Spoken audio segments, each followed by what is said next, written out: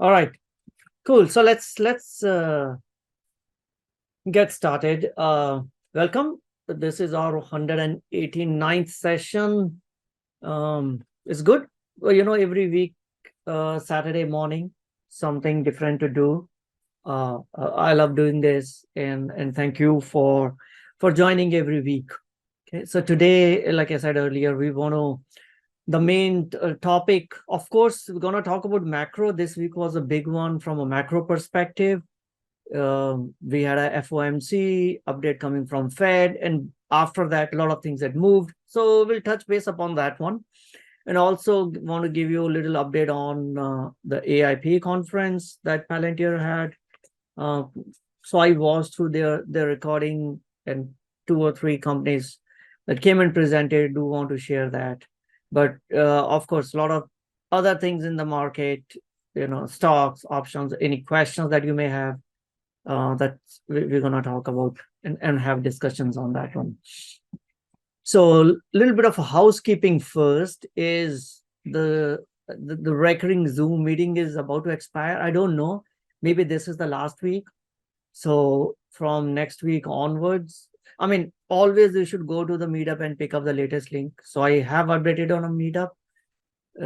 So if you have bookmarked the Zoom link, it may not work because the recurring meeting had expired, and so I had to add in a new link. So always pick up from the meetup.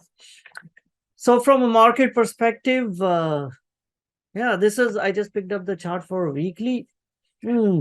Sea of red, I would say, and looks like September is living up to its reputation of being a down month, but especially this week was a little brutal. Last 2 days, I would say Thursday and Friday. And I guess the seeds were sown after the FOMC meeting. So we will touch base a little bit upon that, the situation of debt and at least from my perspective, I didn't see Fed changing anything that they have been telling us earlier or changing any course. It's just that the market now realized that Fed is really serious about and what they've been telling us so far. So for whatever reason, market started to price in some cuts, but it looks like those cuts are not coming soon. So we saw some sell-off in the market, especially the growth sector. And look for the weekly one, I think, except a little bit on the healthcare, and I think a little bit on energy. Everything else was more or less red, right? Especially the big one on the tech side. So if you look at Microsoft down 4%, Nvidia down like 5.25%, Oracle down 5%. Thing else, Apple surprisingly kind of a little bit held on to it. I guess Apple was down, but then they started selling iPhone 15. It's up for sale, and if you look at at least I saw on media in terms of the news around Apple iPhone 15, doesn't look like that we are in recession or consumer is being hurt. At least on the first day, the demand was still strong. I was still surprised that people line up in front of Apple store a night before to be the first one to get that new iPhone 15. And this time the Tim Cook was there in morning, signing up on the iPhone boxes. And of course, they have to sell these phones as much as they can. So Apple threw everything into it. They got the Tim Cook to have folks take selfie with Tim Cook, maybe sign, like just like an author sign their books. He was signing the iPhone boxes. So that did help Apple a little bit. The news helped Apple a little bit, so it still held on to, this week. Amazon down 8%, Tesla down almost 11% for a week. I don't know. Anything specific on Tesla you guys noticed, or Amazon? I guess, I have no idea what's happened on Amazon this week that warranted like 8% down. But I'm not complaining. A couple of option trades we closed out, and we'll put another one. But I guess the general tech weakness is what caused all these. I would say downturn in or the down move in these tech companies. So mostly red, but this is what September generally does. I don't know how long will we follow through the usual yearly cycle of September down and then get a Santa Claus rally in the last 3 months.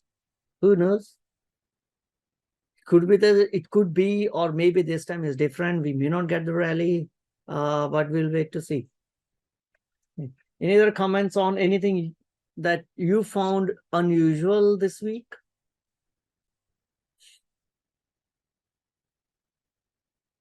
All good? No big changes in portfolio, didn't freak out. The markets were red. Okay. Other thing was Cisco Splunk merger. Those in the tech side keep this was a big merger news. So Cisco basically, I wouldn't say merger, basically they bought Splunk for 21 billion, 28 billion. I don't know. Let me see. Splunk. So Cisco acquires Splunk for $28 billion. So I don't know why did Cisco acquire Splunk. I know they want to be in data observability space, which is what Splunk allows them to do it. But Cisco has done a couple of earlier acquisitions also. One was App Dynamics. I think they spent 4 or 5. It's been some time since they did that acquisition. After that, they also acquired 100 Eyes or 1000 Eyes, another company. That was also again under the same premise of data observability. Now they have acquired Splunk. So I wasn't really, I haven't gone into the details of acquisition, but on the surface, it doesn't really look like that this wasn't warranted. How many applications would you have for the similar stuff? But yeah, we'll see. I did hear an interview of Splunk CEO and Chuck Robbins, Cisco CEO. I think they were they were the guest on CNBC, and mostly they were just talking about, it's going to be great for shareholders. It's going to be, of course, they did mention that it's going to be a cash flow accretive in year one, but really couldn't pinpoint on, how does this make sense, especially given the fact that all the Splunk investors are kind of out because it's a cash only deal. It's 100% cash deal. So I don't know. Did anyone dig deeper to understand how does this make sense? Of course, Splunk was up after this announcement. I think there is still, it's not up to the acquisition price. So maybe market is still not sure if this is going to go through, or probably discounting it a little bit, but we'll see. On an average, I think Splunk have had been in tough times over the last 4 years, because their software was mainly on-premise software. And when most of the things started moving towards from a licensing regime to the SaaS model, they started to pivot their business model. I guess it was in around 2021. And as always happened, when you pivot from a licensing to SaaS model, you will see a dip in your yearly revenue. So Splunk also went through the same phase. Eventually, looks like that it's they'll no longer survive as a standalone company. So sold themselves to Cisco. But what caught eye was around a crazy trade that I think was on Twitter, which is around someone always knows something. So just before the acquisition was announced, I think a day before acquisition was announced, someone had bought 127 strike price calls for $22,000. So I think each the premium paid for this was around 4 cents, right? So they bought 127 strike price call option for 4 cents, and then the next day the acquisition was announced, and based on $145, where is Cisco right now? Oh, sorry, Splunk right now. $145. So those $127 calls are now worth at least $18. So from 4 cents to $18, or now $18.30, it's like 45,000% return. So $22,000 invested now returned $10 million. Okay. So in 24 hours. So either this is the luckiest investor, someone who just thought that's a good time to just buy and lottery tickets on Splunk and splurge $22,000, which I don't think is the case, or someone is stupid enough to do this trade. Because SEC and FINRA will be all over. They will be watching. They do get all this information, and they will find out who was behind the trade. And maybe we will know a year later, or a few months later, when the investigation completes, and then they find out maybe one of the employees was there. I mean, we have seen these insider trading cases time and again, wherein either an insider employee is involved, or sometimes we see that the bankers are involved, or maybe a consulting company who's advising them on this acquisition, or any due diligence. Someone from that could be involved, or someone's friend is working in, I don't know, whichever bank was investment bank was advisor for this. So those chains, I guess regulators will find out who did this trade, what was the connection with their either family members or friends and all that stuff. But if this was perfectly legal, if it was someone who's completely, unconnected, not connected to Splunk or Cisco, just woke up on Thursday and thought today is a good day and I'm going to buy $127 strike price calls off Splunk at 4 cents. Using 100% of their account, right?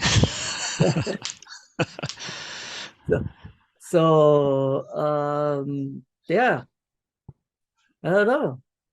Maybe one of you bought some, then congratulations. But I highly, highly doubt that an innocent trader, whether it could be institutional or could be retail or could be institution, would have suddenly woken up to the fact that I want to buy it. I mean, if this was bought, say, month ago, 2 months ago, 3 months ago, right, then I can understand maybe folks in a similar domain could have bought it. They might have seen some, in the deals. If you're industry, you get to know that who is looking out to sell themselves and stuff like that, right? But the timing of this particular trade, it's a very stupid trade to do this and sell it within 24 hours. You just buy it before the acquisition is announced and then sell it after the acquisition is done. So that 10 million is probably going to bring a lot more headache. But it wasn't me. That's all I can say. So this was really, all around on option circles. Other thing which caught my eye, and this is sometimes you don't even realize, even how much ever due diligence you might have done, just a doodle costs millions of dollars in revenue because Barbie movie. So Vietnam, they banned the screening of Barbie movie, and which was little. I mean, so I was like, why? And because looks like I haven't seen Barbie movie. Maybe I should. But because in one of the scenes of Barbie movie, in the backdrop, this map appears. So while this looks like a doodle drawn by, a kid, just like that, and I was surprised to see that even any of the props that are shown in a movie have to go through a review and from various committees before they can actually be used in the movie. And this actually went through the review, and still Vietnam, they actually banned the movie because of these 9 dots that appear here. Right? Seems to be very innocuous. Who would have any objection to these 9 dots out here? So then I started to dig deeper, trying to figure out what the heck why is it caused millions of dollars in lost revenue for Barbie movie, because now they can't screen it in Vietnam. They banned it. So it looks like there is a dispute going around in the now let me just bring that up. Probably that'll be in the South China Sea, wherein China has marked. Okay, let me just bring this image. This will be helpful. China has laid claim to all this territorial water, which, and that boundary is marked by these 9 dashes, right? So this is the area. Yeah, so maybe I think this one was better. So this is the area that China lays its claim that this belongs to China in the South China Sea. And of course, the countries around that, they are concerned about it. And I think this depiction of these 9 lines was kind of Vietnam didn't like it, saying, oh, you are now giving legitimacy to the China's claim in their South China Sea. Who would have thought that this could become a political issue? And next, when I'll watch Barbie movie, probably now my eyes and mind will be when this scene appears to find out, okay, who would have even seen this in the movie? But for this reason, this got banned. Strange things happen. And I'm sure that the committee which had approved use of this backdrop in the scene will go back to the desk and figure out what else they need to be watching out for. But that was an interesting one. They say, does anyone subscribe to unusual whale surveys? No, I don't subscribe.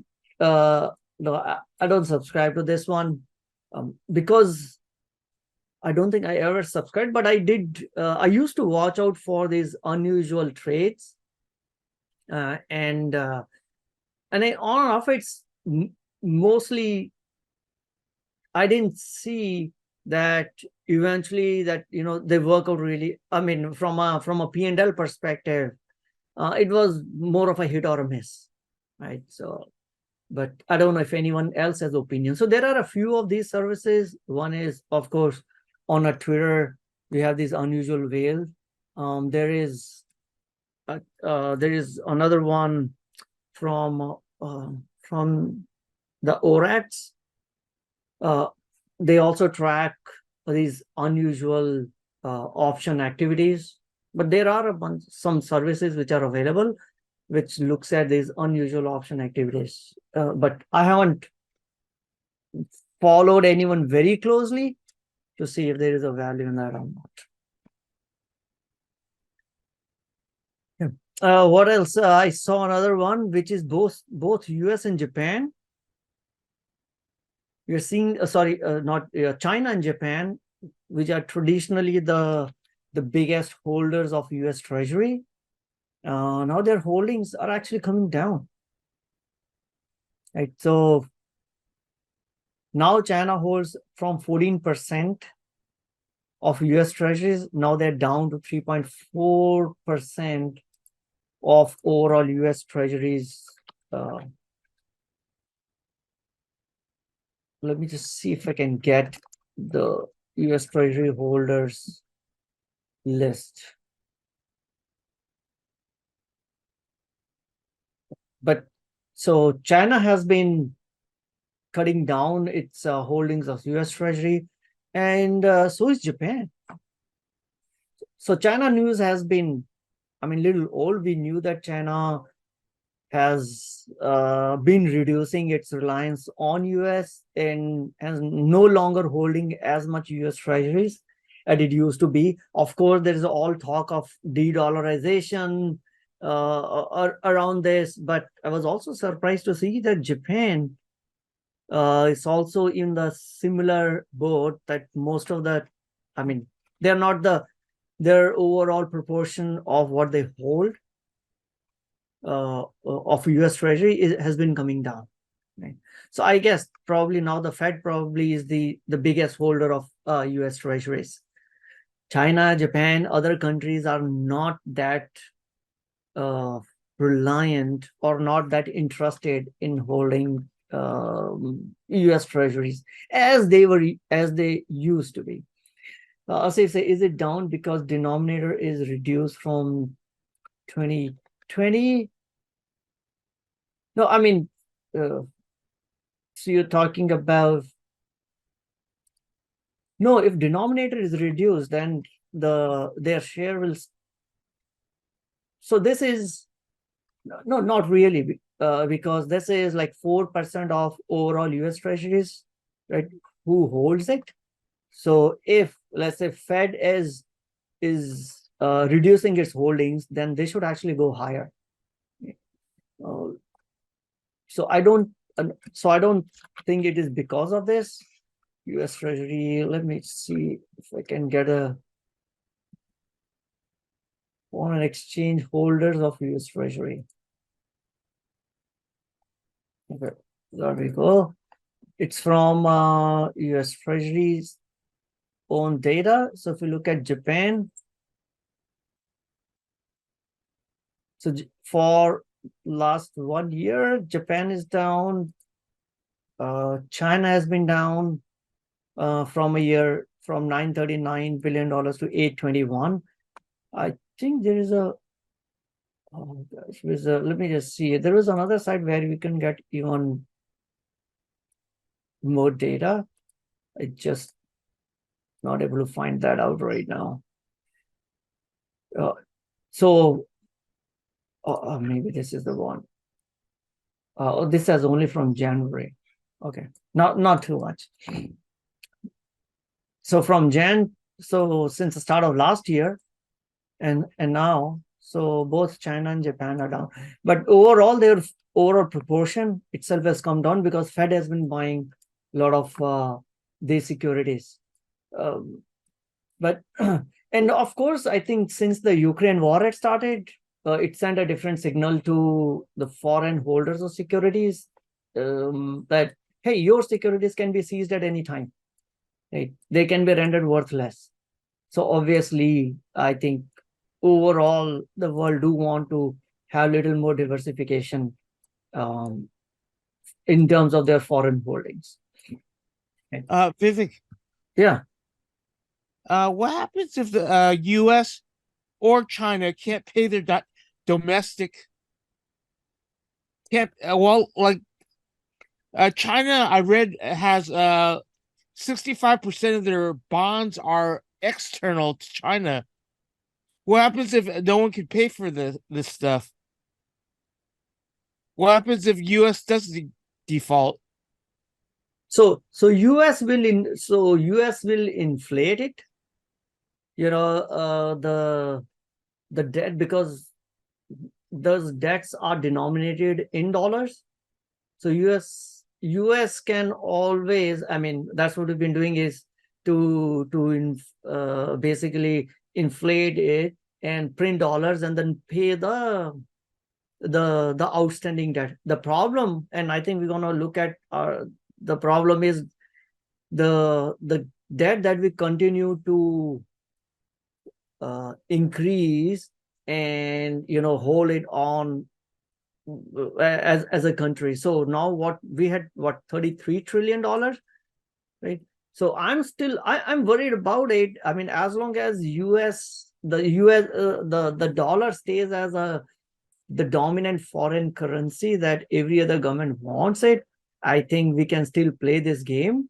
But maybe 50 years down the line, that may not be the situation. So at least from a US perspective, I don't think that short term I'm concerned about it, because we can always inflate away. And then the fact that the US dollar is the global currency for trade, there will be a demand for US dollars, and we will be able to print more debt and finance our expenses. But 50 years down the line, I don't know. That time maybe we'll fall back to hard money like gold, or the natural resources, commodities, or the Bitcoin maximalists will say that it's probably going to be Bitcoin. So Jay shared a chart of in terms of who own the US government debt. So majority of them is owned by the US entities, US banks, Federal Reserve, and foreign holders. They are minority participants. Thanks, Jay. Oops. Did the document disappear? Okay. Other thing, WhatsApp, and this, if you're a Meta shareholders, maybe let's pay attention to this. But WhatsApp will start enabling payments in India. Again, WhatsApp is not used much in US, but it's very, I would say, it's a heavy usage is in India, and I guess I also heard Brazil, but in India it's been used for business for a few years. It's considered as a legal payment. If you send an invoice through WhatsApp, it's kind of legally enforced. A lot of business has been happening through that, and now WhatsApp will also start to enable payments in India, so you can actually pay the businesses right from WhatsApp itself, right? So to enable commerce on WhatsApp. So let me just see what Mark said. With payments in India, we're going to support other payment methods, including all the UPI apps, right? Make it easier for people to pay. WhatsApp has around 500 million users in India, but to start with, the payment will be available only to 100 million people. Regulators want to cap that. What else? Yeah, so they could use, debit cards, credit cards, whatever, but the payment will happen through WhatsApp. So this is, to start with, this will be small, but I guess they will be looking to replicate this in other countries whereas WhatsApp is more popular, which is like Brazil and India.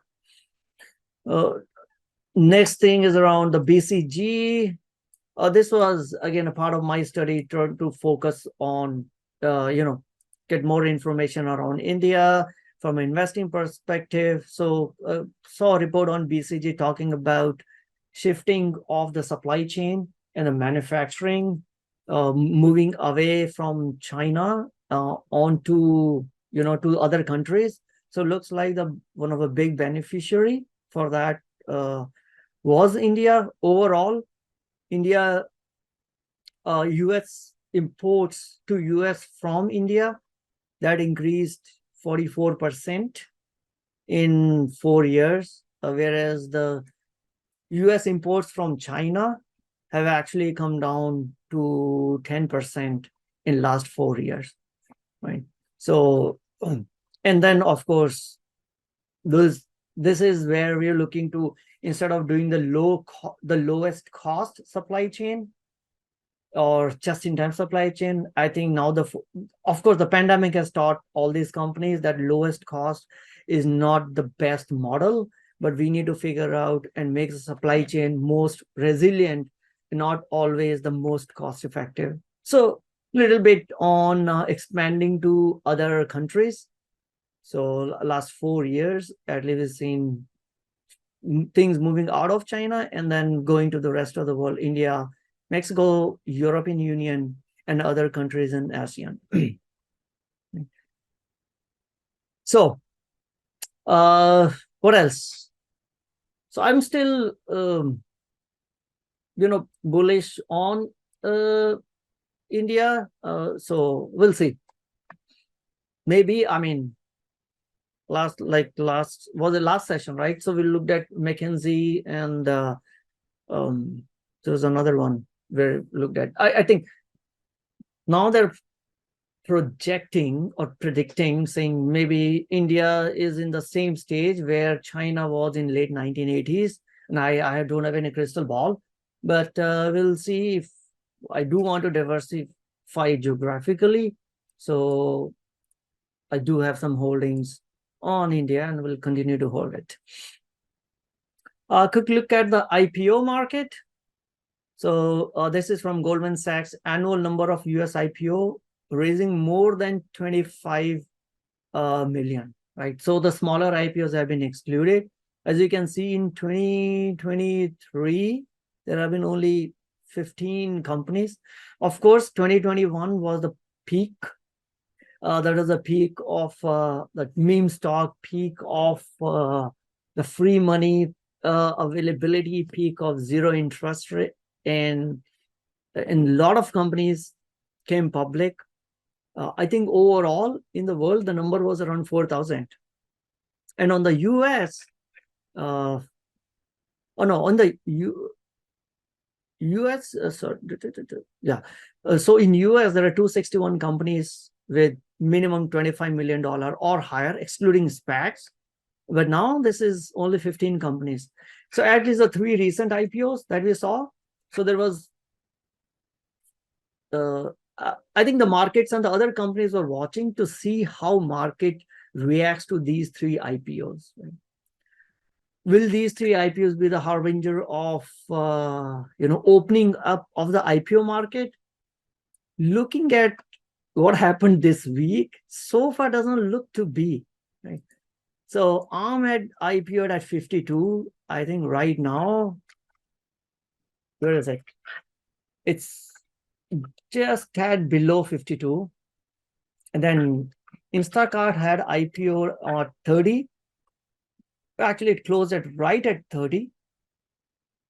And I don't even know what Klaviyo's ticker symbol is.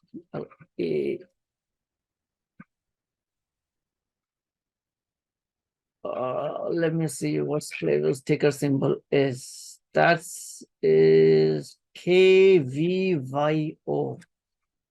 KVYO.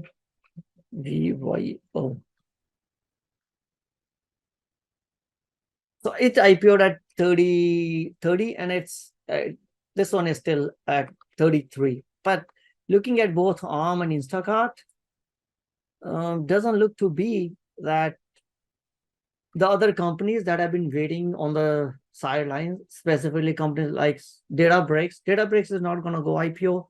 They already raised $500 million. But The one highly anticipated was Stripe. Doesn't look like they're gonna IPO soon. The market doesn't, still we don't feel that the market has really opened up for IPO. This was another chart. You can find it on Twitter in terms of looking at the Instacart and who actually made money even at an IPO level, right? So one thing is sure, anyone who bought these retail investor, as a retail investor, if you had bought these companies when they came into the public market, you're underwater. Right?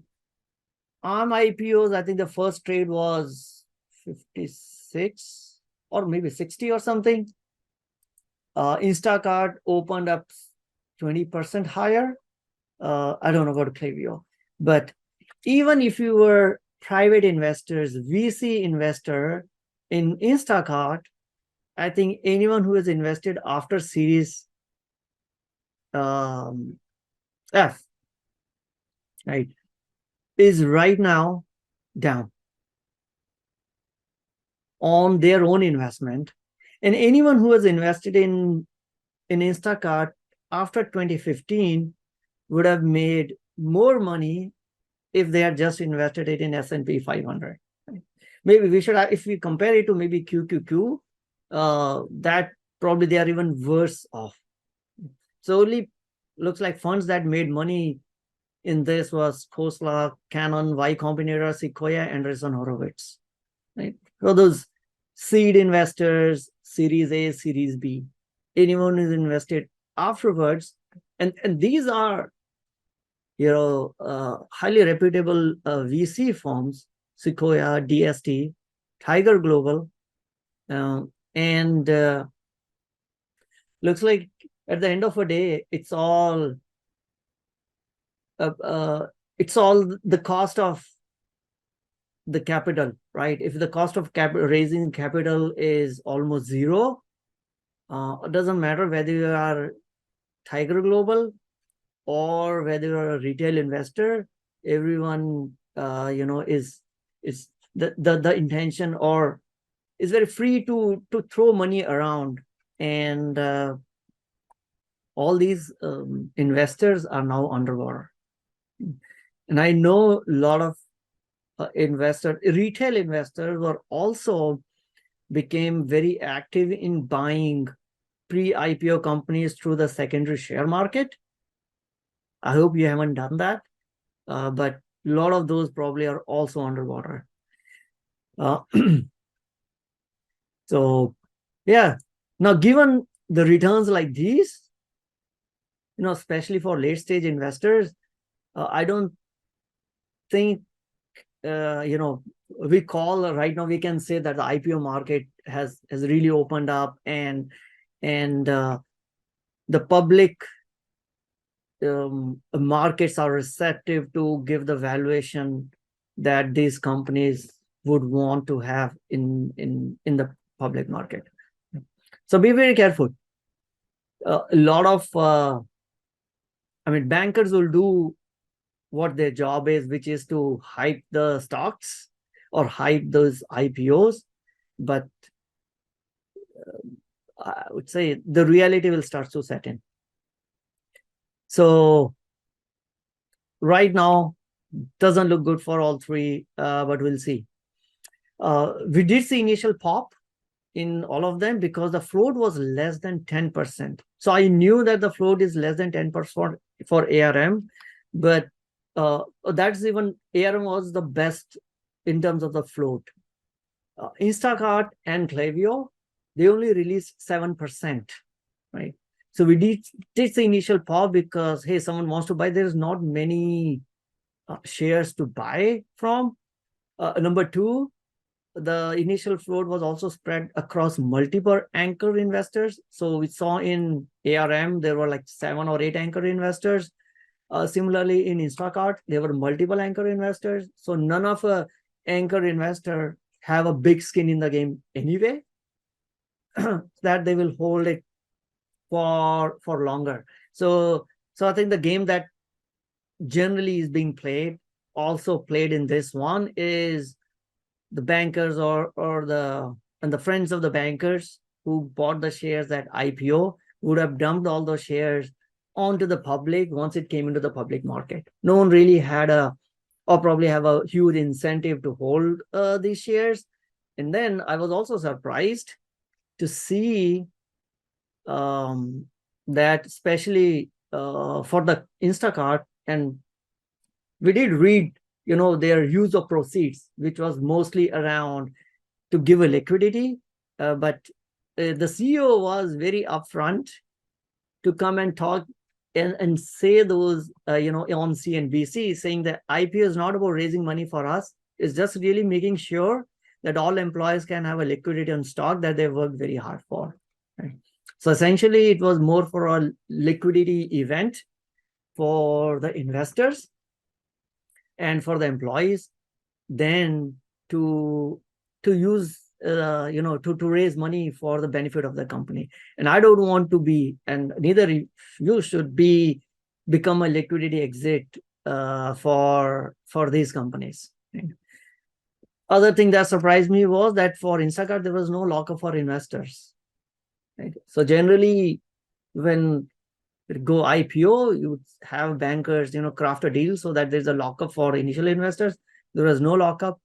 And also, I think there is generally you have employees and who will have their lockup period for 6 months after the IPO. If you're an employee of a company, you can't sell it. I was reading through the Instacart filing, and looks like there is some condition, which is, I think if the price stays above the IPO for a certain number of days, consecutive number of days, then they will allow the employees also to sell the shares. So the 6-month lockup period doesn't really apply. So at the end of the day, the whole purpose was to just provide a liquidity for the investors and for the employees, and see who are the foolish investors who are ready to lap the shares up and just sell it to them. So no wonder, we are seeing why the shares, there's a pop and then they have gone down. From my perspective, I think they're still expensive. So we'll wait and watch to see, how these companies perform. But anyone who is coming IPO right now is not that they want to come IPO.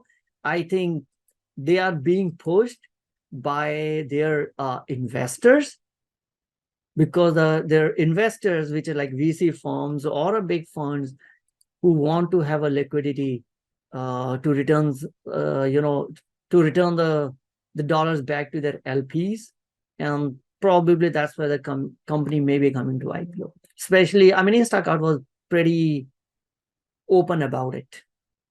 It's a liquidity event, guys. That's fine. I don't want to be the bag holders for real liquidity though. So we look at 23 largest IPOs of 2020 and 2021. Out of 25, only 2 beat Russell 3000. So all the companies that came in IPO almost 3 years ago, they're still underwater from their index. And this is, I was looking at today morning, the latest 100 IPOs, and now 70% of them are actually trading below their IPO price. And not even comparing it with the index, but the IPO price, and not the price at which they first traded, right? So generally you will see the IPO price will be $30, but they will open up in an exchange at 40, 45, depending on company to company. ARM jumped up higher, 15, 16%. I think Instacart started trading at 40 plus, though the IPO price was 30. 70% are actually below their IPO price. Oh, so which is, this tells us that IPOs shouldn't be bought. IPOs are actually sold. So they are never bought. And so be careful if you are, or if you want to get into on the day of IPO. It's mostly a losing proposition for retail investors, right? Even in in a situation like what we are going through right now, even for the bankers, even for those who are institution investors, those so-called smart money, 70% of them are still trading below their IPO price. Ramesh said, just like Kava hype stock. Yeah, I didn't follow Kava after doing their initial S1 review. And I wasn't too keen on Kava. So now it says 30. What did it go through? Oh, wow. Also, Kava, what was the IPO price? I don't recall. When we reviewed it, did we already have their the price available? Hold on, let me just go back and see. What did we cover?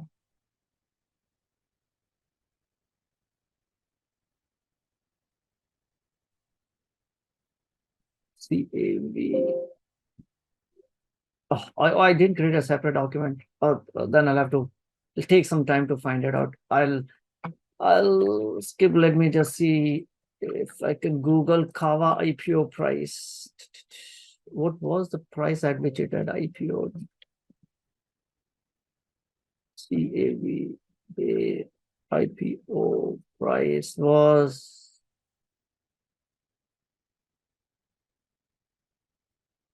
Oh, so IPO was 22. So it's still at least better than the IPO price. But of course, except the bankers and their friends, no one would have been able to buy it at 22. As a retail investor, the best chance, the best price to buy, and that is if you tie to the millisecond, was what, $36. That was the best price you could have gotten Kava at. Right? So anyone who bought Kava after it came IPO is underwater.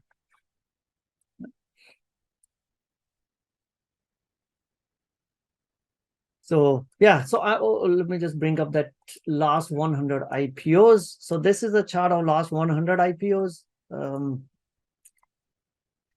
And I think, so we only hear about a few of them. We heard about Instacart. No, that is 0% return. So for Klaviyo went IPO at $30.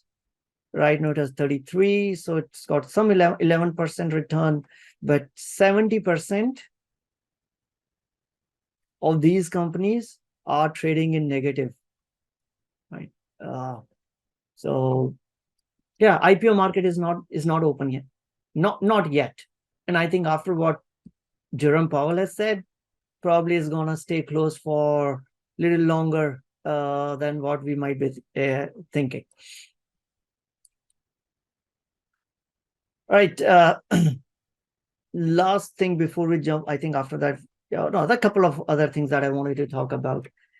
Asif, isn't it oversold IPOs more dependent on what phase of bull, bear phase the market is? Last 100 IPOs are probably from last 5 years. In a 14-year long bull run with ZERP, would it be more indicative to look at IPOs from 1980s plus? Isn't it? So the last 100 IPOs, I don't think it goes to 2 to 5 years. I mean, this was just to show that the IPOs, let's pull up last 100 and see, maybe I can rank it with offer date. Yeah, so it's November 2022. So it's not even a year, right? So since we had the 100th IPO was just on 10th of November. So it's not that far, but to look at the whole idea for me sharing this one was to not get into a FOMO of trying to buy a company as soon as it's IPO. Right? Yeah, if you're looking at companies from 1980s, etc., then of course those companies are now established companies, right? So I won't call them as like IPO companies anymore. Or if, I don't know, ask if you are saying that maybe look at 1980 companies and see how they have performed after a year. And I don't think I have a data, but my guess would be the returns will be better than what we have seen, let's say, in last 2-3 years of IPO. Because earlier there were, companies, when companies are coming to the public market, they will actually have a revenue. Probably they will be a net profitable, right? Now, through all of those milestones or the benchmark in the ZIRP period, because there was no other alternative. So even if you are unprofitable company, people will still lap up these companies. Even companies, and in the height of pandemic, meme stock, we saw, forget about the profit. Even if you don't have any revenue, you could still become IPO, and your shares will, jump 15, 20, 50%. Those insane valuations. But the second thing, I think, even if you go back and look at, let's say, 1980s or whatever, 1990s, buying the company on IPO day probably may not be the best, even in those days. Of course, the underperformance will not be as worse as what we are seeing right now, but you could have gotten better valuation after the IPO. So especially in the US, IPOs have always been sold. So as an individual investor, we are at the worst moment we are trying to buy during on the day of IPO. I think that philosophy or theory probably still stands.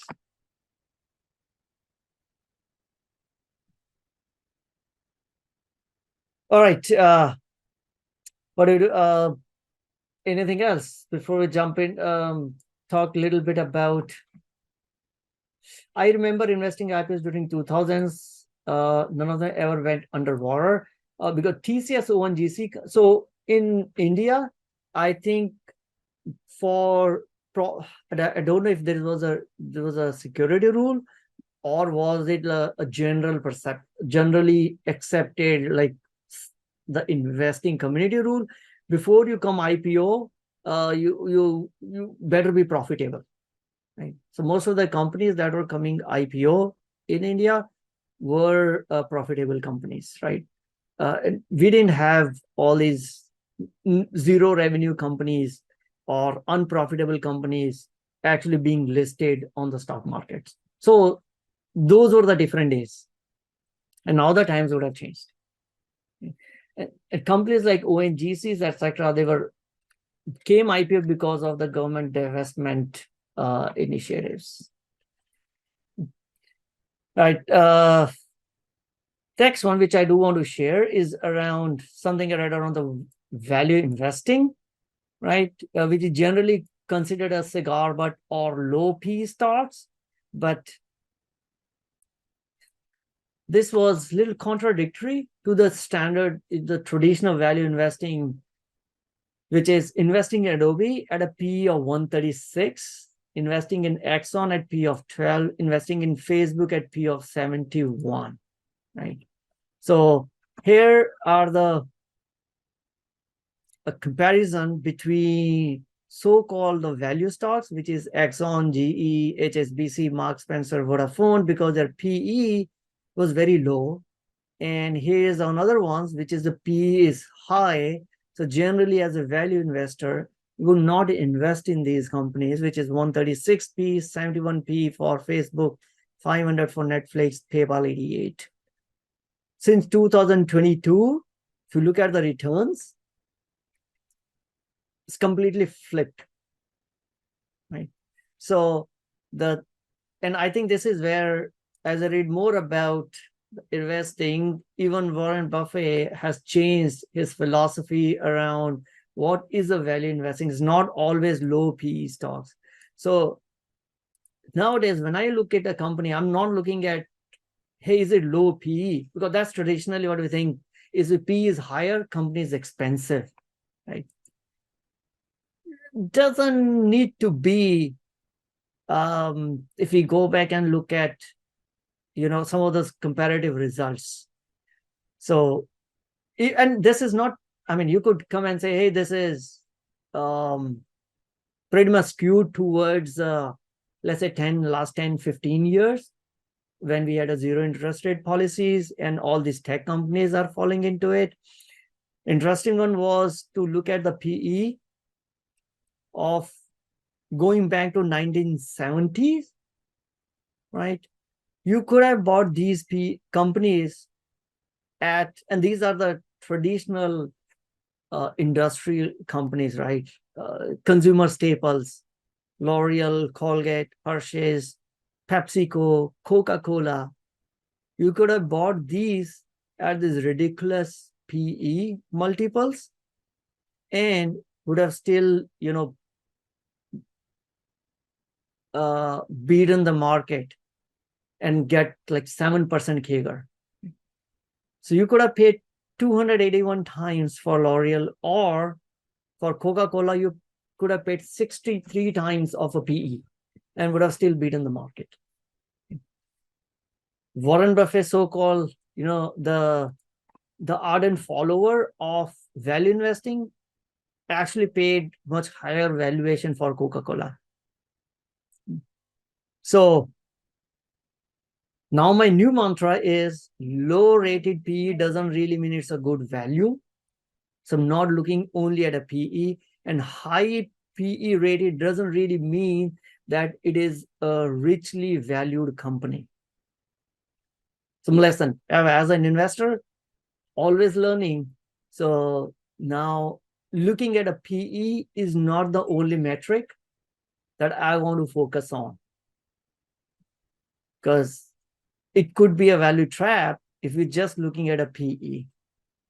Look at, I don't know, like, I'm sure, let's say Verizon PE is probably very less, or AT&T PE is very low.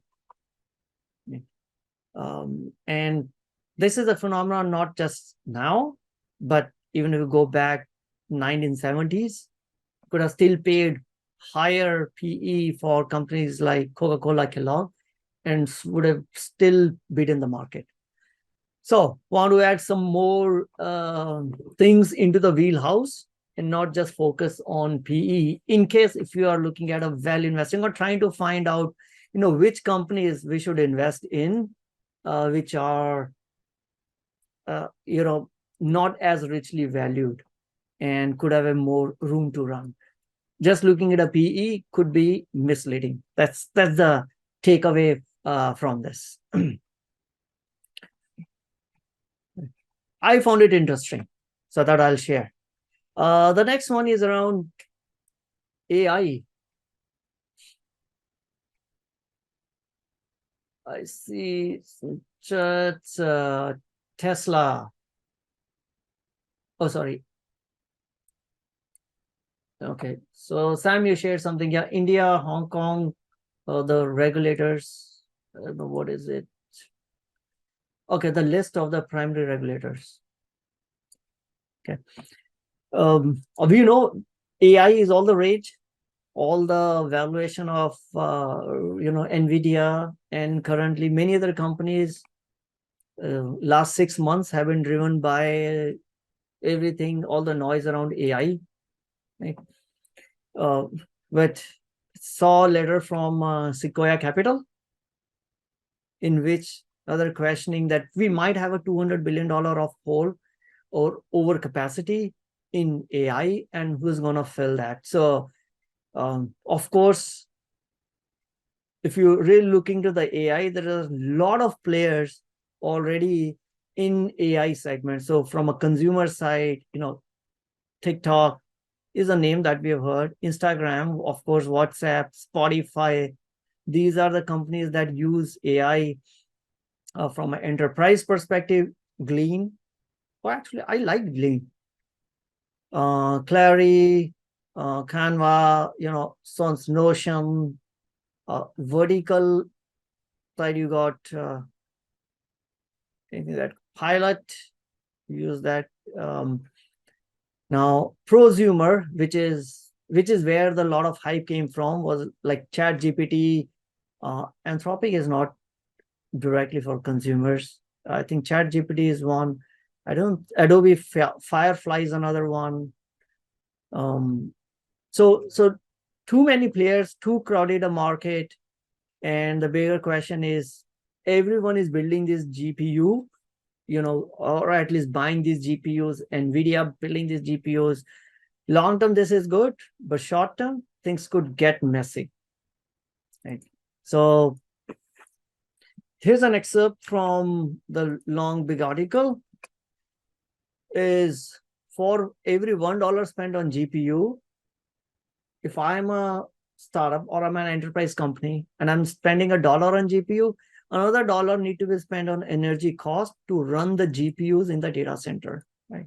So if NVIDIA sells 50 billion GPUs, right, then it means $100 billion will be in overall data center expenditure, right?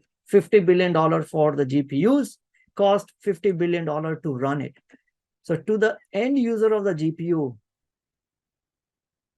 for Starbucks, Tesla, whoever is building, buying these GPUs to build that generative AI capabilities, minimum $50 billion GPU cost, $50 billion data center.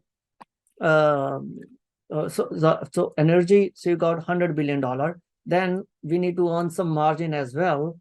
So let's assume they need to earn a 50% margin. This implies for each current GPU capex, $200 billion of lifetime revenue need to be generated by these GPUs just to pay back the upfront capital investment. Now, this does not include the margin for cloud vendors. Right? If I'm a Starbucks, I'll be probably hosting this in the cloud vendors, or I'm using these GPUs through those cloud vendors. So they did some calculations around to say the AI revenue required for the payback is like $200 billion. Now the question is, how much of this capex is linked to the true end consumer demand, and how much of this is being built in anticipation? My thought is right now it's all in the anticipation of future end customer demand. And that's a $200 billion question. The information has reported that OpenAI is generating $1 billion in annual revenue. Microsoft expects $10 billion in AI revenue. Let's assume Google will generate similar amount like Microsoft, and assume Meta and Apple also generate $10 billion. And add another $5 billion for this Oracle, ByteDance, Alibaba, Tencent, X, Tesla, right? The point is, even if you assume extremely generous gains from AI, there's still $125 billion hole that needs to be filled for each year of capex at today's levels. So when this realization will start to set in, we should see, this whole valuation based on the generative AI should start to, come back to reality. So far, it's been all in anticipation that every new AI app, generative AI app, will be lapped up by consumer. All of us will be having a Copilot, will be using it. If I remember, I read somewhere that the user engagement on ChatGPT has actually been decreasing over past few months. and instead of increasing. They've been decreasing over the past few months. If it is because the users are actually start to use these AIs embedded in the other products that they generally use, which I don't think is a case, because Microsoft has just announced it last week, the availability and the pricing of Copilot. So I guess it's the novelty is now has started to wear down, and if $50 billion is what Nvidia is saying that there'll be, it's been $50 billion of GPU sales have been included in valuation of Nvidia, and we can't find a way to justify that purchase of $50 billion from Nvidia, then I'm sure these customers would start to cut back on their expenses. So just to keep something in mind, there's a lot of hype, but I found this article from Sequoia pretty informative in terms of the calculations that they have run. And the bigger question is, who's going to fill that $125 billion of additional revenue that these companies will need to find to justify that expense. For the next 5-10 years, fine, right? But not for, not the valuation that we are seeing right now. I see a comment from Sam, the Indian Hong Kong exchange market well regulated. It is important to note regulations apply stock market constantly. Yeah, I mean, yeah. So I do know. I mean, India's, because I've traded in India. Those are better. I won't say better regulated, but those are a little more friendly to retail investors than what I found in US. AI. Sif says AI/ML buzz is insane here in SF. There's at least one hackathon every day somewhere, and 2K conference on weekend on generative AI. No. And probably there is one company that get funded. I mean, that's the only companies that are now getting funded by Y Combinators, or if you got an AI. And my last two employers have switched their positioning to actually start talking about AI now, right? So some way they've managed to bring in AI into the discussion, right? Though the companies were on the data governance and banking as a service, but now both of them, we're talking about AI because that's what the market wants to hear. So yeah, so hype is insane, and the hype will die down. But there are some investors, who wants to ride this hype. But I'm not the one, because I don't know when this will deflate. Will this continue for a year, 2 years? Who knows? And that's the reason why, I sold off half of my Nvidia position. That if it continues, yeah, I'll ride some, but if it does not, then okay, I got back all the money that I had invested in and more in Nvidia already. So, but we'll see. And I think the last one before we jump onto the macro is, this is the latest chart from SPY,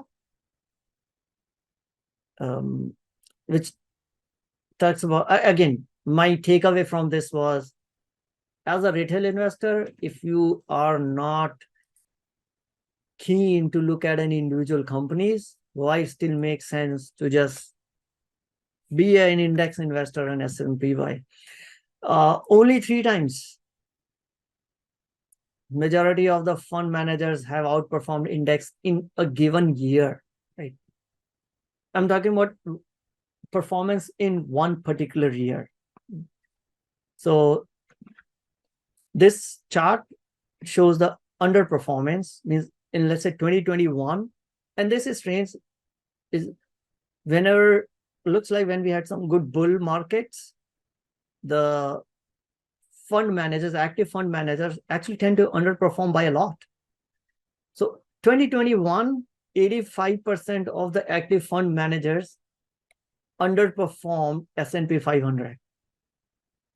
This year, 2023, in the first half of 2023, 60% of the active fund managers have underperformed S&P 500.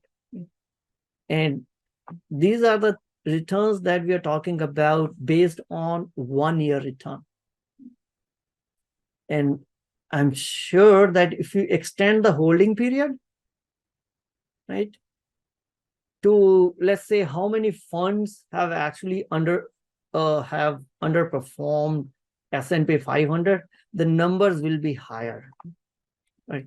Or maybe extended to how many active funds have underperformed S&P 500. The large cap equity funds have underperformed S&P 500 over last 10 years.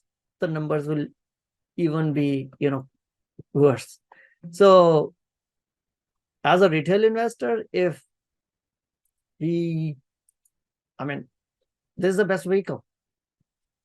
Even though I do invest in individual companies, but it is because, hey, I do want, if you're not actively analyzing the companies or looking at the results, I think SPY is still a good enough vehicle. You will probably do better than most of the Wall Street or most of the fund managers anyway, just by investing in SPY. And interesting stats on SPY, of all the 5-year holding periods in the history of the stock market, if you look at, pick any 5-year holding period, 83% of the time you will come out positive. If you look at only 1 year of SPY performance, it's a 50-50 chance. I think it's pretty close to like 50-50 in terms of, hey, the market was up this year, or no, sorry, that's a 1-day performance. If on a daily basis you're looking at, it's a 50-50 chance that the market will close in green or red. If we're looking at 1 year, it is around 60 chance, like so 60% chance that 60 or 66% chance that it will be a profitable year, and then a 33% chance that you'll actually lose money in that year. For 5-year holding period, pick any 5-year holding, 83% chance you'll actually make money. 10-year holding period, 92% chance. 20-year holding period, 100% chance. So when we talk about investing is risky, if you have a 20-year holding period, at least so far, go back to the day 1 of the stock market in US, you would have never lost money. So it's more about I think the risk is more in terms of what's the holding period is, rather than the market. So pretty revealing. I think this is something that we should be talking to our kids who have 20-year, 30-year, 40-year holding period, and say, hey, let's not get bothered by what happened yesterday, what's happened this week, right? There have never been a 20-year period where you have actually lost money in US, period. And the last one, I found something new, so I thought I'll share with you, is a list of free resources. So this is the list that I think we already shared in some of the previous sessions. But something that I found out this week was there is a huge amount, and these are really very good resources. Anyone you already using like Morningstar reports, Value Line, and Standard & Poor's, like Capital IQ? Anyone uses here? So anyone? So I found these to be very informative. And let me just bring up. a few which I downloaded.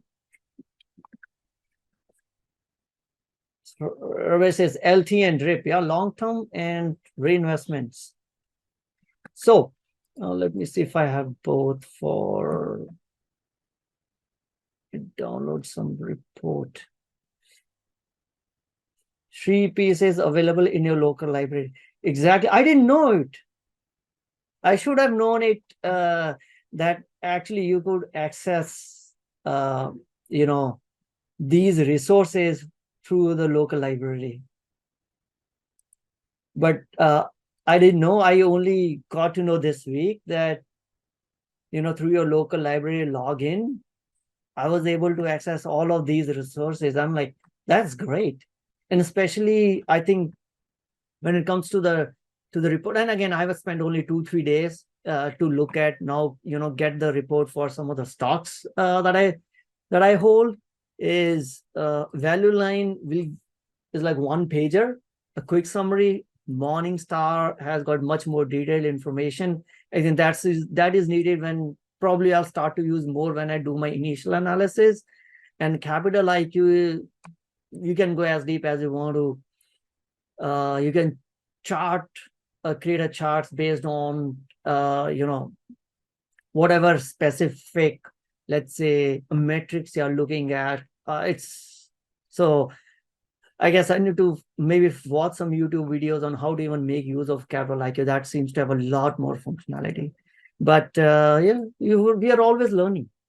So something that I learned this week was all these things are available for free to your local library. Right. So no need to pay for these things. Ramesh says Barron and Seeking Alpha, some of these magazines too.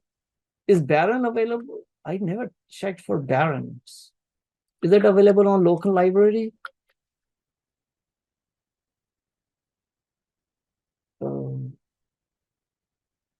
Oh, not Barron. Okay. No, but this thing was, and I don't know, is it like a country-wide phenomena, or is it only the specific counties libraries do it? But in any case, I think it was for me, it was a pretty, I would say, it was a revelation for me that I can access all these resources. And let me just bring that up in case if you are in a Bay Area or Santa Clara County Library, this is where you can access. To log in, it's under online library. Business, go to business section. You can access Morningstar, Value Line, Standard and Poor's. Let's just look at Morningstar and Value Line. Say access now. Right, boom. So if you are in I tested it on San Jose as well as Santa Clara. I was able to access both. Same is the case on your Value Line. Okay. But good stuff. They have some good stuff. I mean, I'm always looking for some information in the format that I want, or the things that I look for. It reduces some of my manual work. So I can find some of this information readily available. Cool. So that's what next? Talking about, spend a little bit of time on macro, and then we'll jump on to Palantir. Macro, you've probably already heard all the financial media talking about it. Higher for longer, one more rate hike before the year ends. And now market expecting that the rate cut probably will happen in late of 2024, maybe all the way to 2025. So earlier the expectation was maybe in Q1, now no longer that. So all the unprofitable growth companies were down, and I guess probably I would say the struggle will still continue, right? Now we have a yield curve which is inverted for more than a year. It started its inversion in July 2022. Now we are in close to the end of September in 2023. It's a long yield curve. We don't know how market or what the impact would be on overall economy. Crude inflation hit the highest since November 2022. This is year-over-year change in WTI crude. Again, if you look at it in last few months, huge change. Other inflation is the insurance inflation. And when everyone is increasing the prices, why won't auto insurance companies increase it, right? Even though the cars are becoming safer and, safer year over year, so technically the insurance should come down. But, when crude is going higher, when inflation is running hot, when now the auto prices will go higher because the labor cost will go higher, pilots are renegotiating their contracts, the flying cost is going higher. So why not insurance? 19% up year over year. Now the cost of owning a car is become ridiculously high. Baron has $200 for 2-year paper and online subscription for trial $1 for 1 month. Yeah. So I think I'm aware of their subscription, but I was looking at what are the free resources available. All the while, our debt situation is now crossed 33 trillion. I took a screenshot today morning before the session. So 33 trillion, a new record debt. And just the interest payment itself for now is $1 trillion.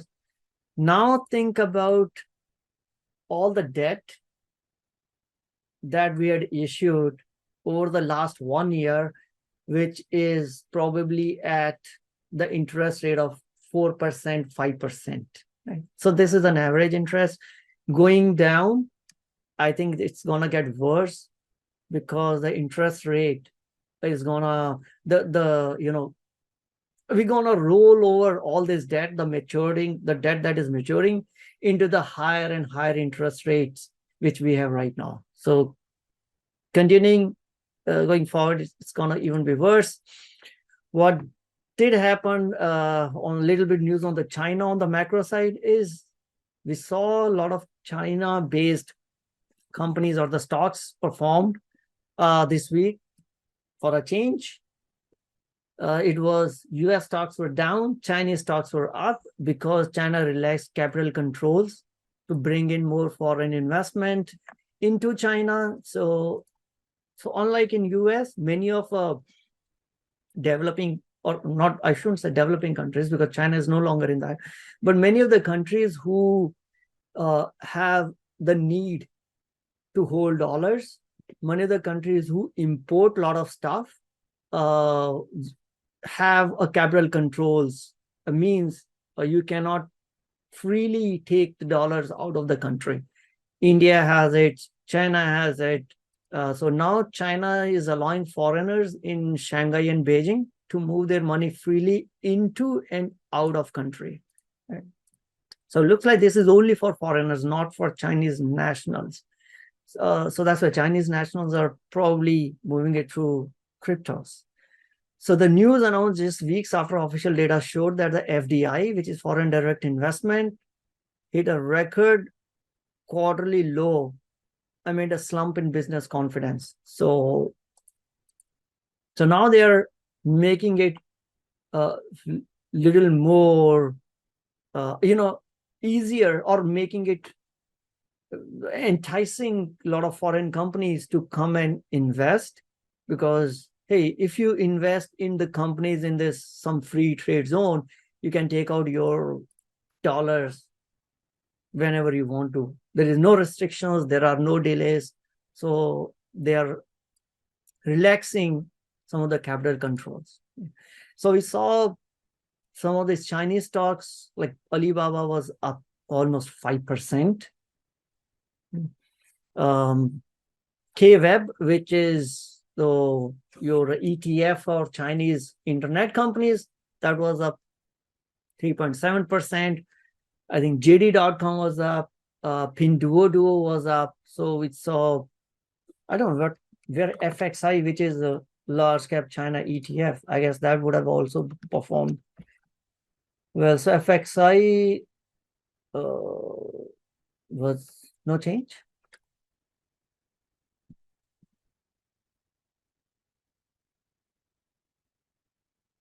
Okay, so I think, this only shows will be compared to, because today the market is closed. So that's why it doesn't show the last day. Anyway, so if you're holding some China stocks, it was a decent day. I mean, some of the other small caps in China, like XPEV, and they were even higher. Samsung on Friday, CNET due has been by Baba for the last 5 months. Changed position. Okay, so I think maybe, did you mean to say that now on one of those, the financial media guys saying, okay, he's been buying China? No, he said don't buy Alibaba, and then other people said markets are going to be more volatile. Oh, okay. Yeah, I mean, just based on this, I don't know if it makes a huge difference in long term, yes, but at the end of the day, it's a Chinese CCP government. They can very well reverse the rules whenever they want to. So I don't know, how many foreign institutions will be attracted towards this for a long term. So you're right, it could stay volatile for some more time, just based on this. I have still to wait for this whole geopolitical tension between US and China to resolve before increasing my allocation to Chinese stock. I think for now, I am at my cap of what I would want to invest in Chinese stocks, given the risk profile. Unless I see the situation improving, I don't need to take on more risk. Until then, we'll reduce the cost basis by selling options. Sector risk performance, mostly red. Energy and utilities are up for the month. September month is living up to its reputation of being a down month. But good to see that the fear and greed index is now moved into fear. So last week we were here, 52 and neutral. Now it's at 36. I mean, for me, it's maybe start time to nibble in. I love it if we'll get into extreme fear. Then we can, that will be a time when I may not have to reinvest in my T-bill. So in an extreme fear zone, probably I'll, any of my T-bill maturing, probably I will move into my brokerage account to take advantage of, picking some stocks, some securities. But right now, still a little bit of a nibbling mode. So, yeah. And now watching this whole fear and greed index for almost 2 years, 2.5 years, anecdotally, at least, I think it does kind of give us an indication of how the market is going to perform, not at an individual level, but at a market level, right? Now, time and again, I've seen that when it's go to the extreme greed, and I think one of the sessions, I also overlapped this timeline with the SPY chart. And they kind of a track, very closely with each other. So I am starting to pay a little more attention, a little more give a little more credibility to this particular indicator, that when it does get to the extreme greed, we do see market correcting after some time. So what did I buy or sell this week? I didn't sell anything, but I picked up some SEHD and Google to add to my long portfolio. Of course, if you're following me on Twitter, I started sharing more on Twitter in terms of some of those option trades that I've been doing. So yeah, pretty active week from options perspective. I would say September is turning out to be probably the best month from a net profit on options side, because I'd been using options to hedge my portfolio, and those hedges are now, coming to the roost, have now becoming profitable. They didn't work out, obviously, in June, July, because the markets are going up, but I wasn't complaining. But and now markets are coming down. So while on the long side, you are gonna take some hit, but that's my long portfolio. I don't worry too much about it anyway. But that's been cushioned by one of the best 3 weeks. We still have 1 more week to go. Best 3 weeks of the year, I would say. A lot of my short calls on QQQs and NDX and XSP, we closed for profits this week. So that's on the buys and sells. Did you buy anything? Did you buy anything on Friday? I bought Google on Friday. I don't know. SCHD probably bought it earlier in the week.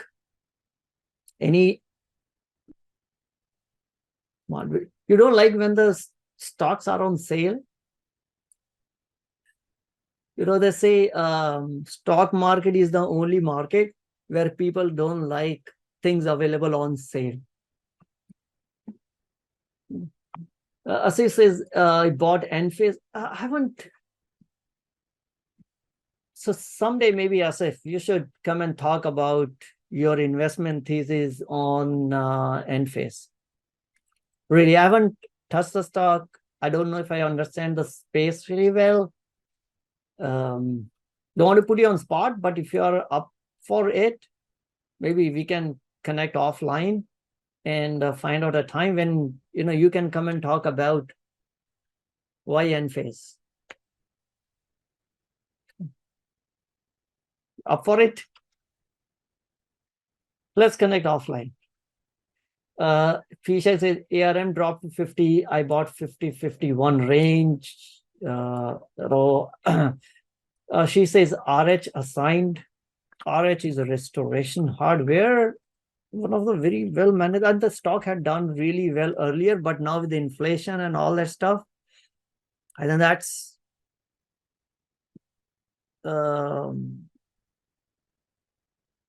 weighing heavy on RH. Bought Tesla, Broadcom, Berkshire Hathaway. I do want to. So there are 2 tickers which are now on my watch list. One is Tesla. Yeah, I think I probably want to become an owner of a Tesla share, not a car yet, but share. So I actually when it comes to Tesla car, I did a test drive last week. My wife wanted to do it, so I went with her. We test drove Model Y and Model 3. So I'm waiting for the judgment. She wasn't that impressed, so she hasn't told me yet that we want to buy it. But we test drove Tesla. But that has nothing to do with my the thought of putting Tesla on my buy list, but I'm still waiting for the right price to buy it. This whole Dojo valuation, including Dojo's $500 billion of market cap from a Dojo, it just doesn't make sense to me. But I think given what's happening on the other car makers, And so I'm putting Tesla on my watch list. About realty income, I do see a lot of folks talking about realty income in Twitter because I think it's a dividend play. I don't own it. Ticker symbol is O. But what's its dividend yield? Yeah, 5.96. So I think this is a REIT, realty income part. What do they do? OTY. Okay. So let's make use of Morningstar.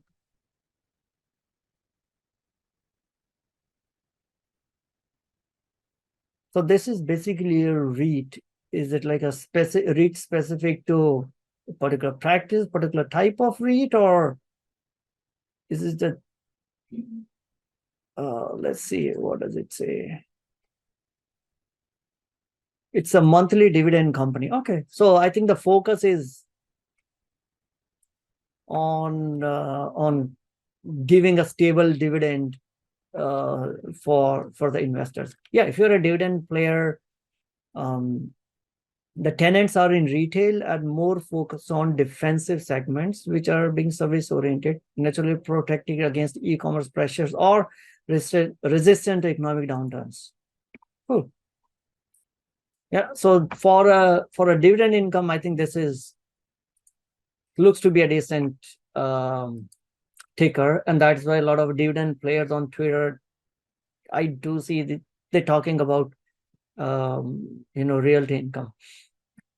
Says, yay! I think that's your reaction to me trying to become a Tesla shareholder. Patience, the Tesla owner used car price must have dropped a lot. I mean, the Tesla new car prices have dropped a lot, so I'm sure the used car prices would have also dropped. As I said, the problem is most likely people will hear from either Uber bulls, Adam Jones, or Uber bears, and both will seem scary. True. Ramesh says, I invested in Enphase since 21, made money on option trading. Stock is down, but will hold. How is the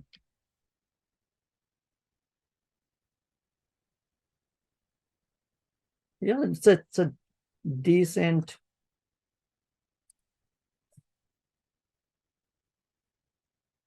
option pricing is decent right now. IV is also decent.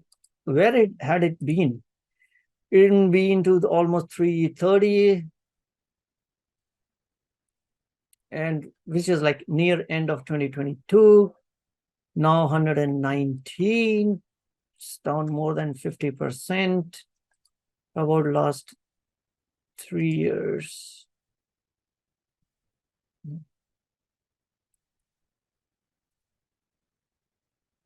Right now, I don't have Enphase. I want to add two tickers. One is Tesla, and the other one is Copart. The Copart is the one that keeps coming up anytime I do try to find a company with good fundamentals, increasing EPS, good return on invested capital, or having a moat around their business. Copart always shows up. So Enphase will have to wait, or unless someone can talk about Enphase and say why that's a great company. So I do have Copart on my list. So whenever, maybe I'll be willing to add more to my profile, to my portfolio. Tesla and Copart are two companies. I think CPIT is a Berkshire holding. I don't think so. I mean, not the one of the big holdings that we are generally aware of. I don't think CPIT is one of those holdings. But I mean, I have to read a book by the Copart's founder to understand the business about. But I mean, they are in. Again, I haven't done my built my thesis on Copart yet, my thesis document, which I will, but I'm in no hurry. but what they do, they are in car salvaging business. That's how they started. And now I think they play an intermediate role between insurance companies and the salvage companies, things like that. So, but there are not many companies who do it. And now given the environmental concerns and all that, not many licenses are being also issued for this. So they got some good moat.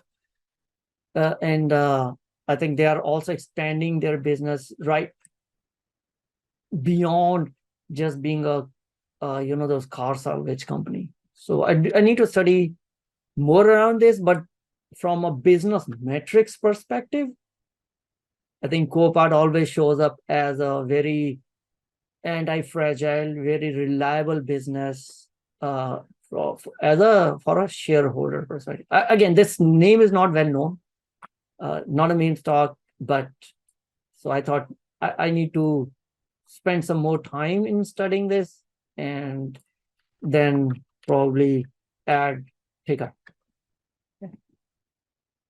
Thanks, Sam. I say regarding Tesla, used car price drop, yes, but the monthly loan EMI now and then probably remain the same. Yeah, the rates are higher. Jay has shared a link. It's the competitor to Copart, IAAI. Thanks, Jay. Yeah, so when I'll, do my analysis on Copart, I will, thank you. I'll use this link to understand who's doing what.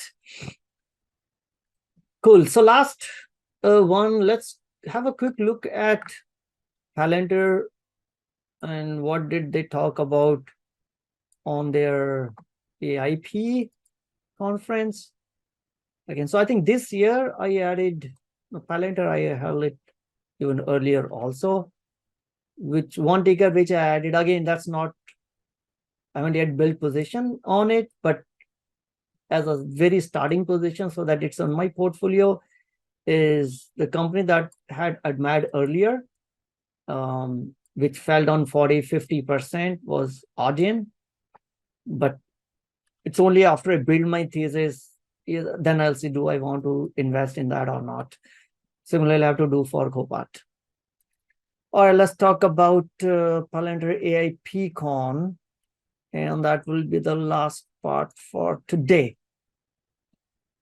All right, let's.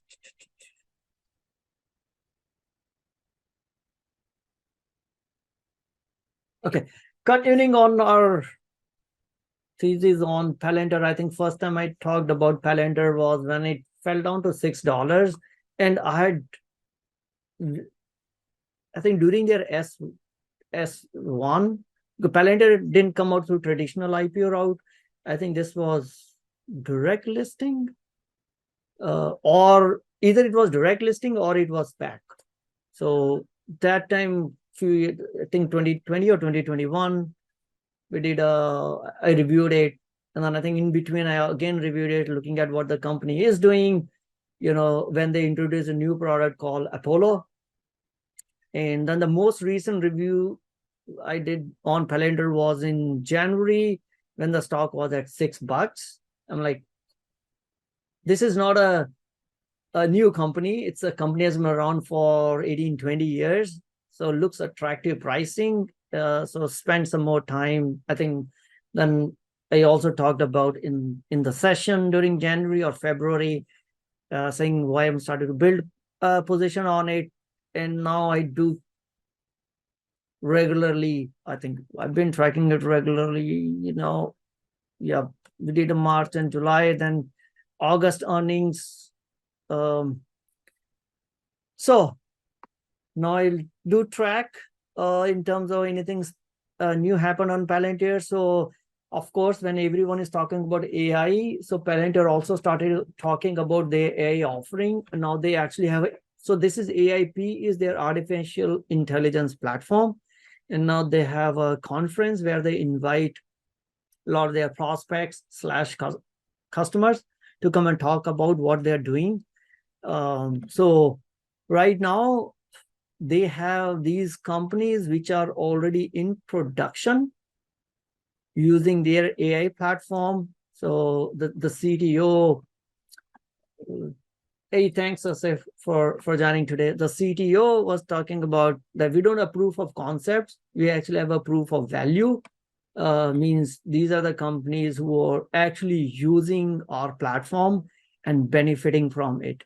So the list of other companies that they're also using their AI platform in healthcare. So they got a HCA Healthcare, NYSC. Some of them are using for scheduling.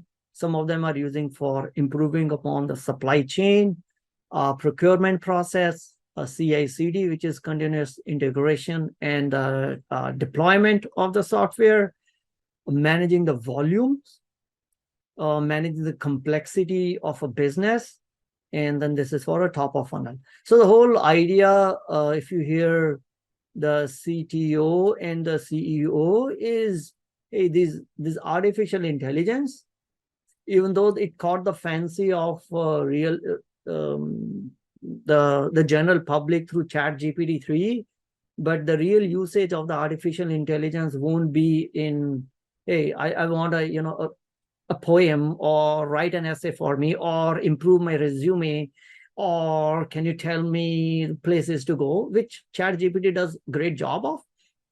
But their whole condition was that the real use of AI will come in improving the business performance, and which is where we will start to see, I mean, at least I haven't seen Microsoft or Google announcing those products, because those are mostly retail focused ones.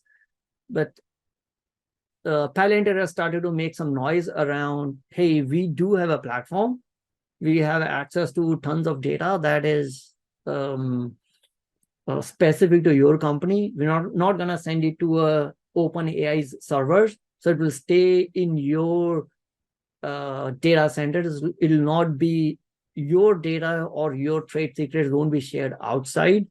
And they now basically building their platform to make use of the data and make a decisions which directly have a measurable business improvements. So that's their whole pitch is, right? So in June, when were their Q3 result, that was in Q2 earnings were in August, right? So in August, when they had announced in the Q2 earnings, they mentioned that 100 companies were using AIP. And now in the conference, they announced that now they have a total 150 companies that are now testing out their platform. So between August and September, that's almost a 50% growth. Ignore the growth number, the base is very small. But the way they are also helping is they conduct AIP boot camp, in which they help companies go from scratch to building cost-saving solutions in 5 weeks. So you get to know in 5 weeks whether you've been benefiting from using this or not, right? So it's a tangible, I would say, output, right? No fugazi, no, hey, I've got a better data. You actually get to see the results upfront in 5 weeks. So now from their use cases, their thesis is customers still trying to figure out how to use this whole LLMs in improving their business. And so here we can actually show them in 5 weeks the end results. That's what will make customer sticky and pay for LLM. So today, and Palantir software doesn't come cheap, right? It's not like Microsoft Copilot, which is $30 per month per seat. And yeah, if I have like 100 people in my org, 200 people in my org, it's not a big deal for an enterprise customer. It's $30, Microsoft Copilot. But when I talk about a Palantir software, it's like $1 million. Like it's plus, right? So it's a huge investment, and the idea is no enterprise company will be willing, not able, but will be willing to commit an upfront investment if they don't know how the heck this LLM I'm going to use, right? Imagine early 1990s, right? Going to companies and asking them for investing into internet infrastructure. It's a difficult proposition, right? You don't know whether it'll work or not. You don't know, whether you're going to get a tangible benefit or not. So right now, Calendar is kind of giving it. I mean, it's like all these are called pilots because those sales haven't been made yet. Means that companies haven't yet paid them yet. But they're helping companies to realize the value, to understand LLM before, so to make them comfortable to write those big checks. So that's their thesis is, and that's where they have this whole boot camp program for 5 weeks. Come understand it, use it, make it enable for your production environment, right? Then you start to use it, you'll see the benefits of this, because today LLM is, I think, everything to everyone. You really don't know, I think the CIOs of the companies are clear, saying we have to use generative AI. Why? Because my competitor is using that. They're coming and talking about in these conferences, if I'm let's say a railway company, BNSF, we are using generative AI to do better scheduling, right? Now, if I'm a Canadian Pacific, I have no idea about what the generative AI can do it. You as a company come and tell me, yeah, it will be beneficial, write me $1 million check. I'm not willing to do that. So that's where they are helping these companies to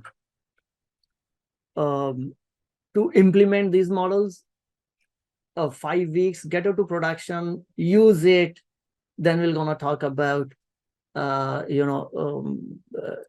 monetize it later on.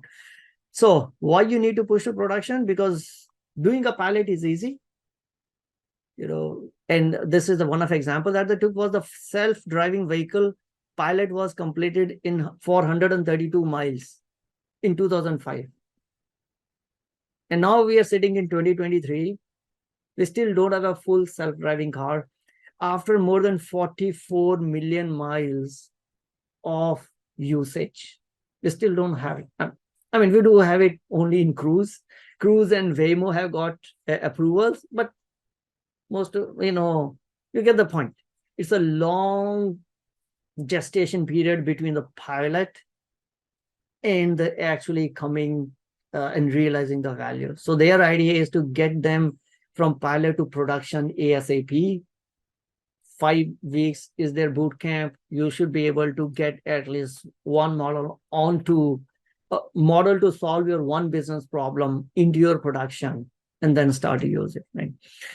Other thing which I liked interesting was what they brought up was that, you can bring any LLM module, large language model software, right? We are agnostic of it.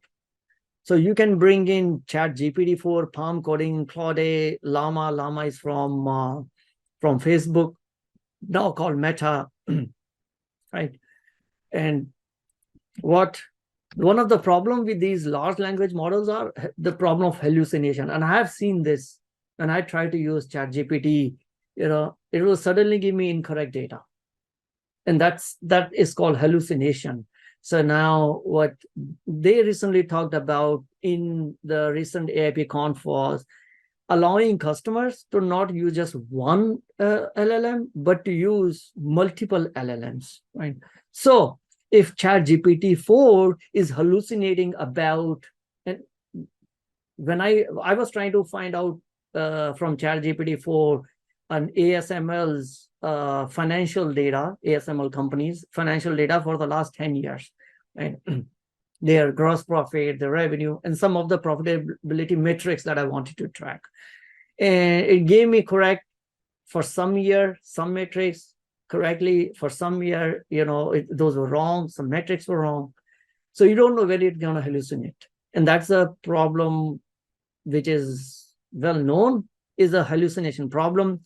But what they're suggesting is bring in multiple LLMs, and then you can use our platform where we have an LLM synthesizer to reduce those hallucinations and give you the consensus plus the dissent in terms of, hey, these are the where they say go for it, and these are what they say, the reasons behind not to do it, right? So instead of using one LLM, you use K LLMs to get a better result from your large language models, right? So three or two companies, I think, have a data which they talked about how they are using Palladium's AIP platform for their improving their businesses, right? So one is Eaton Supply Chain Digitization. So Eaton is a company that's have a power, it have equipments in for your electrical power and all that. So they have 100K sales order line items per day. That's almost 100,000 line items on their sales order. Those many line items they have, 300 plus sites, 32 million parts. There were 72 plus instances of ERP.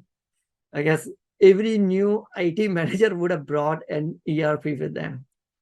So this is what they're represented. I forgot, was it a CIO who represented this, who presented it, or so that before AIP we were working with lights off. We had 5,000 plus shortages per day. 1 billion revenue was at stake, and the $200 million cost of disruption. We had little to no visibility into the revenue at stake, manually translating data between systems and people. You got a 72 ERP instances. What else do you expect? A limited ability to refer to past resolutions. Right? After implementing this, now they're able to systematically prioritize the shortages, plan and make ad hoc adjustments, make repeatable data-driven decisions. Right? So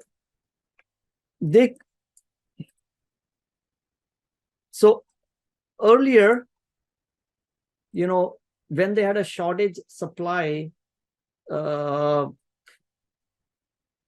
some of their suppliers, they did not know where the actual problem was, right?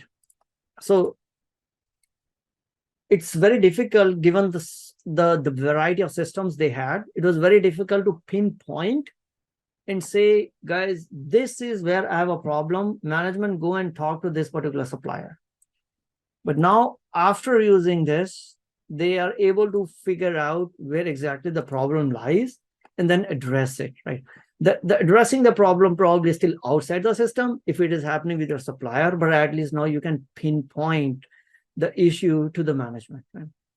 That was from Eaton. You can go and maybe you go to YouTube and search for, AIP.com. It's much more detailed what they talked about. The other one was around Canadian Pacific Kansas City Railroad. There was a merger that had happened. And they had a workflow for dwell management. The problem was congestion at a rail yard causes all processing to take longer, increasing the congestion even further. In extreme cases, it escalates into a meltdown, which costs millions of dollars and create cascading effects. Approach was an interactive tool for service designers and operations to forecast, dwell, and problem solve iteratively, incorporates LLM forecasting model optimization and scenario analysis. Conclusion after using was unprecedented power in combining a digital twin of our network traffic, our models, LLMs, and domain expertise, accelerating a broader transformation journey for network health, service design, and operation. Lots of work ahead to realize the full ambition. So in case of not just AI, but I think even I'm seeing a lot of reference around digital twins, which is creating a replica of your shop floor onto your software, right? This is being talked about even in context of your metaverse. Now I'm seeing this being talked about in context of your AI platform also. So they were able to, and they did talk about precision. So there is one concept in railroads, which was made very famous by Mr. Hunt. I'm missing his first name.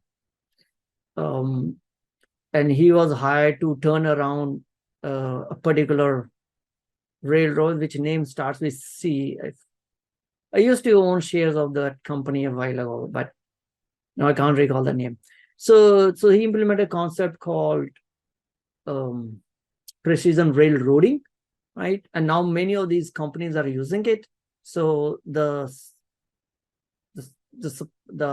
manager of CPKC talked about how AIP platform is helping them to implement that. So check that out. Third one, and there's the last one. We are almost 4 minutes over. Is HCA Healthcare, and if I am recalling my numbers correctly, I think it was yesterday or day before. I'd gone for a walk in the morning and then was listening to CNBC, and Palantir's CEO, Dr. Alex Karp, he came on, he was guest in one of those morning CNBC shows. He talked about their foray into healthcare segment. I think from 4% to 14% is they've seen increase in their usage in the healthcare. So they talked about HCA Healthcare. They got 185 hospitals, 36 million patients, 90,000 nurses, 300,000 total colleagues, a lot of paperwork from legacy, individualized process, right? So what they focused on was, one is around scheduling, right? Who's gonna go where, the rounds in the hospital, which nurse should go and look at what beds, all that was done. It's a huge problem for them. So they started with AIPCon in June 1st. I think that was, now this was the AIPCon number 2. So they started with 50 departments with 4 facilities in June 2023. September 2023, they have now 150 departments in 9 of their facilities. Facilities, I guess, is the hospitals. They are using AIP platform from Palantir. Target is by May 2024. All 400 departments in 40 facilities will be using this. So the bigger and the impact that they have seen is staffing and scheduling. That's where currently they started to focus on that one. Is 100,000 shifts were scheduled, 100,000 users are logging in daily, and 600,000 scheduling hours were saved.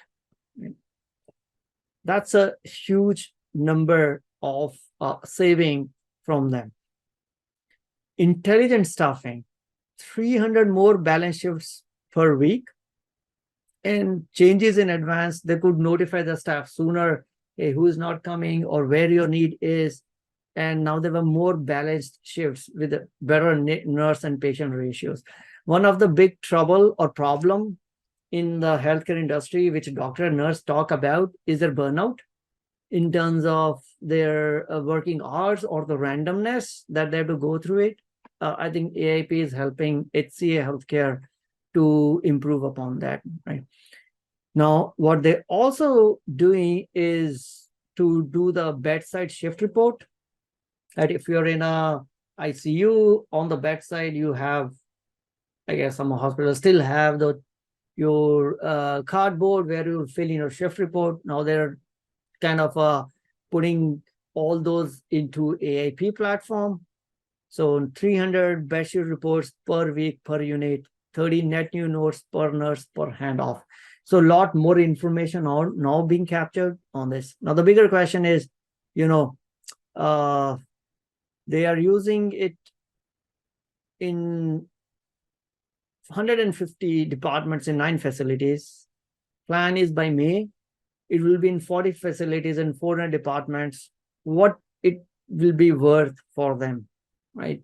How much will they be willing to pay once Palantir is got not just their foot in the door, but all the tentacles across different facilities and in different departments. So I guess that's a nutshell. I there are other companies which talked about what they're doing with Palantir, but overall, I think one concern which the market has around this company is that their sales is not really, the sales team is not as hard hitting as you would want an enterprise sales team to be, which means, hey, when are you going to convert all these trials and production implementations into real dollars, right? At the end of the day, that's all. As a shareholder, I would want is, that's great. When am I going to get dollars, right? That's the first question. Listening to the CEOs and their VP of these partners, I think right now the strategy that they are taking is, guys, let's show the value, let's get into it. Once we are in it, then it becomes very difficult to rip and replace, right? So there may be some time before these projects get actually converted into a real dollar value. So you have to be patient. I don't know, maybe if you're thinking, oh gosh, if HCA Healthcare is using this is using it, maybe in next quarterly report, are they going to get, all the revenue coming from this, right? Probably not. So still, at least both, from a management perspective, their strategy is still is let customers understand the whole freaking value of LLMs, because no one knows. The area is so new, the field is so new, no one has an idea of how to even use it, how to value it. Let them use it, let them derive some value, and then we can monetize it. So that's the game plan which they are playing. So from a revenue perspective, the needle may move a little slowly than what you may expect. So you got to be patient. But I like what some of those things were represented. Some things were way more technical than what I could understand. So I didn't bring those into discussion today. But that's all on their little update from their AIP con. Any questions on this, on Palantir? So my strategy for this one is, I think I'll continue to now I'm mostly selling strangles on Palantir. I build up my initial position onto, what are the number of stocks that I want to keep in my coffee can. I have that. Now I'm trying to sell a strangles so that if it falls down, I'll buy more at a lower price. If it goes to $18-19, where it is right now, so that's fine. I mean, my average cost base is around, I guess, 12, 10. I'll have to go and see. But if it falls down to 12, I'll buy more. So that's right now my strategy. And it's still not at the, I haven't yet made it to the portion of my portfolio. It hasn't still reached the max allocation that I want to allocate to Palantir. So that's why I still, if I get opportunity to buy at a lower price, I'll buy it. Otherwise, continue to reduce the cost basis. That's the plan. All right. With this, we end of the session. Any last minute questions? Anything else? If any of you have been using either Morningstar or especially Capital IQ for some time, please ping me. Tool seems to be, there's a lot of information available. Maybe I can learn from you how to make best use of the S&P Capital IQ. Other than that, I don't have any other questions, guys. If you have nothing, I'll let you go, guys. Thank you very much. And we'll talk again next week. Let's see how markets behave come Monday. All right. Bye-bye. Talk to you next week.